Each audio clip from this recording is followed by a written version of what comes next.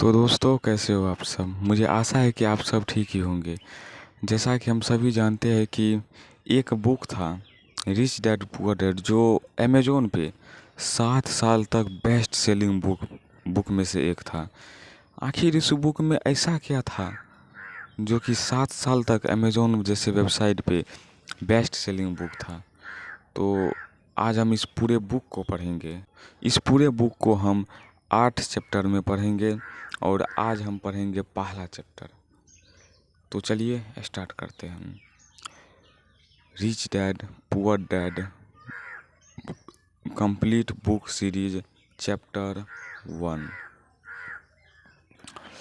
Robert Kiyosaki कहते हैं, मेरे 2 डैडी थे, एक अमीर डैडी और दूसरे गरीब डैडी। गरीब डैडी के पास कई सारी डिग्रियां थी, उसके पास पीएचडी का भी डिग्रियां थी, अर्थात वे पीएचडी भी किए हुए थे और एक बहुत बड़े पढ़े लिखे और समझदार व्यक्ति थे। वे पीएचडी थे और उन्होंने अपनी 4 साल के अंडर ग्रेजुएट कोर्स को 2 साल से भी कम समय में कर लिए थे और इसके आगे की पढ़ाई के लिए वे Stanford university, university of Chicago तथा नॉर्थ वेस्टर्न जैसे यूनिवर्सिटी में गए थे और यह सब उसने पूरी तरह स्कॉलरशिप के पैसे से किया था। जबकि दूसरे डैडी जो अमीर डैडी थे, वे 8वीं से आगे पढ़े ही नहीं थे। इन दोनों के विचार पैसों के मामले में बहुत ही अलग थे। दोनों ही अपने करियर के शुरुआती दौर में थे। ना ही अमीर डैडी अमीर थे और ना ही गरीब डैडी अभी गरीब थे। लेकिन पैसों के मामले में जो विचार थे इनके, वे बहुत ही अलग थे। गरीब डैडी का मानना था कि अगर वह किसी चीज़ को नहीं खरीद सकते तो नहीं खरीद सकते। लेकिन अमीर डैडी का मानना था कि मैं इसे क्यों नहीं खरीद सकता हूँ, मैं इसे कैसे खरीद सकता हूँ।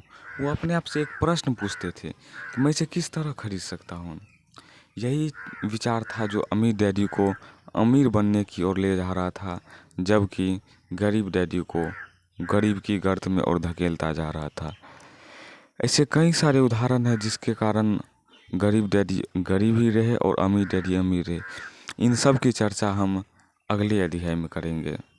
इस अध्याय में हम सिर्फ यही जानेंगे कि कोई गरीब व्यक्ति गरीब क्यों रहता है और अमीर व्यक्ति अमीर कैसे बन जाता है। इसी संदर्भ में हमारे जो अमीर डैडी है, यानी रॉबर्ट कियोसाकी के काल्पनिक फादर अर्थात वर्चुअल फादर, जो एक दूसरे उसके दोस्त से माइकल, उसके पिता को वे कहते थे अमीर डैडी और उसके अपने पिता को वे कहते थे गरीब डैडी। तो माइकल के जो फादर थे, उनका मानना था कि धन संबंधी शिक्षाएं स्कूल में नहीं बल्कि घर पर सिखाई जाती है और घर पर माता पिता के द्वारा सिखाई जाती है। शायद यही कारण है कि अमीर लोग और ज़्यादा अमीर होते जा रहे हैं, गरीब और ज़्यादा गरीब होते जा रहे हैं तथा मिडिल क्लास कर्ज में डूबता जा रहा है। यदि यह फाइनेंशियल एजुकेशन यदि स्कूल में सिखाने लगे तो हर बच्चा हर घर से एक अमीर आदमी बनेगा। आजकल का हमारा एजुकेशन सिस्टम ऐसा है नहीं।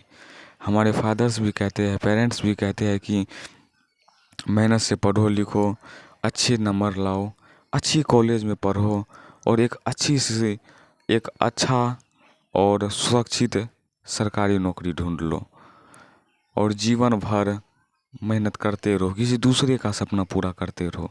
जब तक यह सोच मिटेगा नहीं तब तक कभी भी अमीर नहीं बना जा सकता। सरकारी नौकरी से सिर्फ आपकी सब्जी बदल सकती है, जिंदगी नहीं। इसके आगे की चर्चा हम अगले अध्याय में करेंगे। इस अध्याय में बस इतना ही। और अगर आपका सपोर्ट रहा तो इस बुक का कंप्लीट सीरीज भी आएगा। बस आप सब सपोर्ट बनाए रखिए। तो चलिए फिर मिलते हैं एक नई वीडियो में। रुकिए, सब्सक्राइब करके जाइएगा। सब्सक्राइब कर दिए, चलिए अब।